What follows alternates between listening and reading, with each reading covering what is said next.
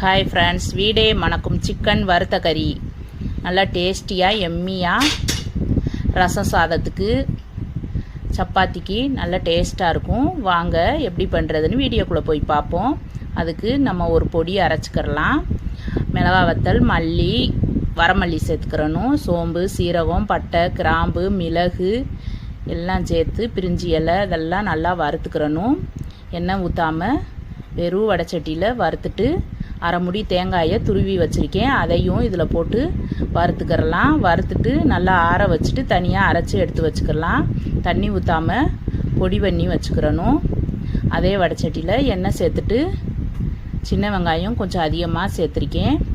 நல்லா கலந்துட்டு தக்காளி போட்டு ரெண்டும் ஒன்று போல் கலந்து விட்டுறணும்.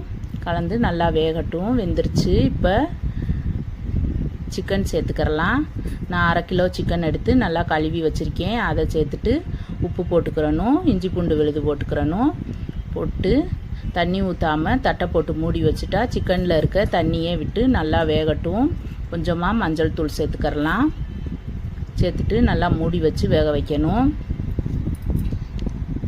இப்போ வெந்துருச்சான்னு பார்க்கலாம்.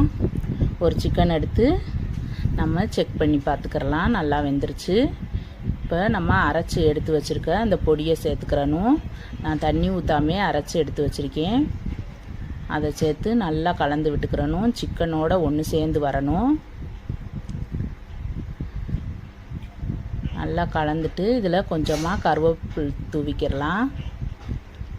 தூவிட்டு நம்ம சாப்பாட்டுக்கு எடுத்து வச்சு சாப்பிட்டா ஒரு சிக்கனை வச்சே ஒரு தட்டு சோறு சாப்பிடலாம். அவ்வளவு டேஸ்டியாகவும் மணமாகவும் இருந்துச்சு. நீங்களும் இந்த சிக்கன் வறுத்த கறியை ட்ரை பண்ணி பாருங்கள். உங்கள் வீட்டில் இருக்கவங்கெல்லாம் நல்லா விரும்பி சாப்பிடுவாங்க.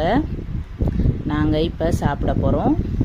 இந்த வீடியோ பிடிச்சிருந்தா லைக் பண்ணுங்கள், ஷேர் பண்ணுங்கள், கமெண்ட் பண்ணுங்கள், சப்ஸ்கிரைப் பண்ணுங்கள். பாய்.